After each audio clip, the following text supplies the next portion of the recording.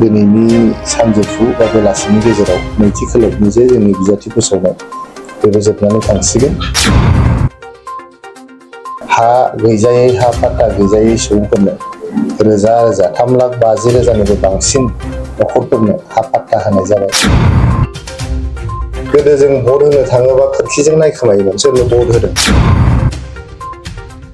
जोंहा UPPL हान्जानिफ्राय जोंनि बिटिआरनि जेसेबां बुथफोर दङ, जोंहा आगोलनि मोनबा जिल्लायाव गोजाम मोनबा जिल्लायाव 3,200 बुथफोर दंमोन। दा सनितपुर बिश्वनाथनि माखासे बुथफोर हाबदेरबावबाय। दा बैफोर बुथआवबो गासिबो बुथ कमिटि जे दानाय बे दानाय हाबाफारिया जोबनानै थांजोब्बाय। नैबे जे बिटिआरनि जोंहा सरासनस्रा बिसायख'थि बा जेनेरेल इलेक्सन फैगासिनो दङ, बिनि थाखाय जेसेबां प्रिपेरेसन खालामनांगौ गासिबो जोंहा जोबजोब्बाय। जोङो सेथि खोलोबनि बिजाथि फोसावनायाबो जोंहा जोबनानै थांबाय। गासिबो थिगैनो थाङोबा दिनैनि सानजौफु बा बेलासिनि गेजेराव नैथि खोलोबनि जे जोंनि बिजाथि फोसावनाय बेबो जोबनानै थांसिगोन आरो जोङो गाबोननिफ्रायनो नमिनेसन होनायखौ जागायगोन। माखासे साब डिभिजनफ्राव गाबोननो बिजाथिफोरखौ माने आर'जलाइखौ गथायनाय जागोन बिजाथिनि। बेनिफ्राय माखासेया 1 तारिख सेप्तेम्बर दाननि 1 अक्ट'खालि माखासे बिजाथिनि आर'जलाइखौ गथायनाय जागोन। दा बेबायदियैनो जिहेतु थांनाय 5 बोसोराव प्रमद बर' सारनि दैदेननायावहाय UPPLनि सरकारा गोबां खामानि मावबाय। जोंनि बड'लेण्ड ओनसोलाव सान्थि गायसनबाय।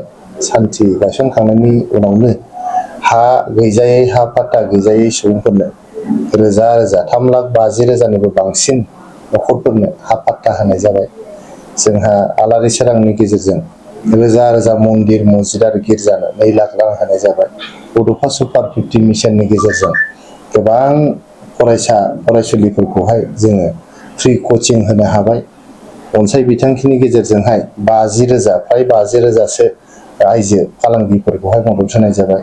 गियान सोरां बिथांखिनि गेजेरजों 50,000निबो बांसिन फरायसाफोरनो जोङो फरायनायनि सुबिदा होनो हाबाय। दा बेबायदिनो गोबां खामानिफोर जोङो माइनाव सोरां बिथांखिनि गेजेरजों 10,000निबो बांसिन आइजो गावसुंथा हान्जाफोरनो 75,000 25,000 जे गिबि खिस्ति बे गिबि खिस्तिखौ होनो हाबाय। बेबायदिनो मोनफ्रोमबो फोथाराव प्रमद बर' सारनि दैदेननायाव स्पेसियेलि गेलेनायनि फोथाराव जोंनि गेलेनायनि फोथाराव नोंथांमोना नुबाय दुरान्ड काप बायदि मोनसे गिदिर जोंनि इन्टारनेसनेल मोनसे स्पर्टिं इभेन्ट बेखौहाय बेयाव खुंफैनो हादों। बेजों लोगोसे जोंनि 6 सिडुल अट'नमास काउन्सिलफोरखौ लाजोबनानै ISPL बायदि जों खुंनो हादों।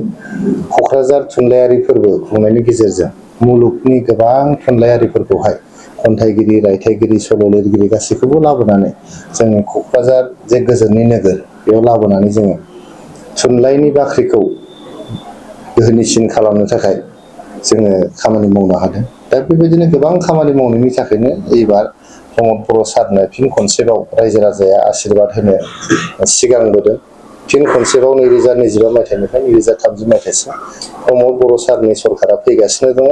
रायजो राजाफोरखौ सेबा खालामनो रायजो राजाफोरा जेरैबायदि बिथोन आरो बोसोन होयो बेबायदि हाबा मावलांनो आरो बड'लेण्ड ओनसोलखौ जोंनि साबना हामना खालामनायजों लोगोसे जौगासार मोनसे ओनसोल खालामनो थाखाय फिन खनसेबाव प्रमद बर' सारनि सरकारा फैगासिनो दं। बहाय नुनो मोनदों जिहेतु परिबर्तननि नामावहाय थांनाय बाराव जुदि इलेक्सन जाबाय बहाय परिबर्तननि नामावहाय माने रायजो राजाफोरा इउपिपिएल भट होदोंमोन। नाथाय नोंथांमोननि सायाव अजद दैखांदों बिथांमोना परिबर्तन खालामनो हायाखै, फिन बिथांमोना सरकार दानो हाया।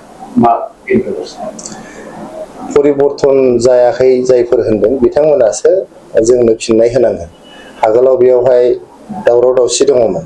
बेयाव आर्मि केम्प दंमोन, दिनै आर्मि केम्प गैला। बेयाव उग्रपन्थी केम्प दंमोन, दा उग्रपन्थी केम्प गैला। बेयाव लाइमोन BPFनि केम्प दंमोन, BRTF केम्प दंमोन, बेफोर केम्पआ दिनै गैला। बेयावहाय हरताल दङमोन, दिनै हरताल गैला। बेयावहाय जाथि जनगोष्ठीनि गेजेराव दावराव दावसि दंमोन, दाङाबाजि दंमोन। बे जाथि जनगोष्ठीनि गेजेराव दाङाबाजि आरो दावराव दावसिया दिनैनि थारिखआव गैला। दिनैहाय जोंनि बिटिआरनि जेसेबां जिल्लाफोर दङ, मेट्रिक आनजादाव आरो हायार सेकेण्डारि आनजादाव जोबथा थाखोआव थायोमोन। दिनैहाय चिरां जिल्ला, बाक्सा जिल्लाया गिबि सारिनि जिल्लायाव फैबाय। दा बियो मोनसे सोलायनाय नंगौना नङा बे मोनसे परिबर्तन नंगौना नङा दिनै रायजो राजाफ्रा हर जा खोमसि जा जेब्लायबो गिदिंनो हाबाय गोदो मानसिफ्रा गिलुं गिलुं ओंखारोमोन दिनै गिनाय गैला बयबो दिनै माबा मोनसे मावनानै जानो नाजादों बयबो सेस्था खालामदों जोंनि गेलेनायनि फोथारफोरा हाग्रा दुजोबबायमोन गांसो रज'जोबबायमोन दिनै फोथारफ्रा साफा जाफिनदों गांसोखौ दिनै फोसाबफिनदों लाइमोनफ्रा दिनै गेलेनायनि फोथाराव ओंखारफिनदों गेलेनायनि फोथाराव ओंखारनायजों लोगोसे बिथांमोना गावनि केरियारखौ दानायजों लोगोसे गावसोरनि देहाफोरखौ मोजां खालामनानै लानो हादों बेफोर गासिबो सोलायनाय दा बिथांमोना जायफोर अपोजिशनाव दङ बबे मोनसेखौ सोलायनाय नुवाखै बिथांमोना बबे मोनसेखौ परिबर्तन नुवाखै गोदो जों भट होनो थाङोबा खोरखिजों नायखोमायोमोन सोरनो भट होदों दिनै जोंनि 5 बोसोराव गोबां बिसायख'थि जालांबाय बेयाव रावबो खिरखिजों नायखोमाग्रा मानसि गैलिया रावबो बेयाव दादागिरि खालामनो हाला जाथि जनगोष्ठीनि गेजेराव दिनै अनलायनाय फैदों मिलायनाय फैदों बड'लेण्ड ओनसोलखौ सिगांलांनो थाखाय बयबो सदबांसा लादों गोबां हारि माहारिफ्रा दिनै जोंनि गेजेराव जे बर' अबर' मोनसे थासारि दंमोन बे बर' अबर'नि थासारियाबो दिनै जोबनानै थांबाय सिगाङाव जोंनि नायल' जाल' सासेल' मेम्बार अफ पार्लियामेन्ट लकसभाखौ गुबुन हारिफ्रा सेनानै लानो हादोंमोन अबर'फ्रा सेनानै लानो हादोंमोन दिनै जोंनि UPPL सरकारनि दिनावहाय बे नायल' जाल' सासेल' एमपिखौ जोङो बर' मानसिखौ जों दैथायहरफिननो हाबाय दा बेफोर गासिबो परिबर्तन नङाब्ला बबेथो परिबर्तन बिथांमोना दिनै जवाब होनांगौ बबे मोनसे परिबर्तन जायाखै बिथांमोना बेखौ जोङो जवाब होनाया मोजां जिहेतु बिटिसिआव मोनथाम खनाजों इलेक्सना गुदुं जानो थांगासिनो दं जेरै BJP DPM आरो UPPL थारैनो BJPखौ देरहाहोनो माबा हेंथा होगोन नामा बे मोननै बिसायख'थियाव मोनथाम खना मोनब्रै खना मोनबा खना जेसेबां जोंहा हान्जाफोर बा सोरबा इन्डिपेन्डेन्टआबो दारायदोंबा साफ्रोमहाबो बिसायख'थियावहाय प्रसपेक्ट थायो नङा होमबा politics is art of possibilities होननानै बुंदों पलिटिक्सआव एभरिथिं इज पसिबल सोरबा देरहानाय नङा बायदि मानसियाबो देरहायो माब्लाबा नाथाय थासारिया ओरैबायदि दिनैनि थारिखआव UPPL हान्जाजों फेर मारिनो हानाय खुनु हान्जायानो गैया बड'लेण्ड ओनसोलनि गेजेराव बेवहाय मेइनलि मोननै हान्जानि गेजेरावहाय जुद्धआ बांसिनै जागोन कम्पिटिसना बांसिन जागोन बे जाबाय UPPL आरो BPF दा BPFआ जिहेतु गोबां दुरबल जालांबाय BPFहाय दिनै दैदेनगिरिफ्रानो गैला मावथिफ्रानो गैला गोबां समस्थियावहाय दिनै हाग्रामा महिलारि थाङोबा एसे मानसि जायो हेलिकप्टार नायनो फैयो हेलिकप्टार नायनो फैनायनि थाखायनो बिथांमोना दिनै हेलिकप्टार भारा लानानै आरो हेलिकप्टार भारा बाहायनांनानै मानसि बुथुमनो गोनां जादों हाग्रामा महिलारिया हेलिकप्टारजों थाङाबा मानसियानो जाया दिनै हाग्रामा महिलारिखौ नायनो फैया हेलिकप्टारखौसो नायनो फैयो मिटिं खोनासंनो थाखाय नङा नायबानो जाबाय नोंथांमोना बिथांमोननि मिटिङाव जोबोद खम मानसि थायो हेलिकप्टारनि सोरगिदिंसो बांसिन मानसि थायो गतिके हेलिकप्टारनि जे समक खालामनो नागिरदों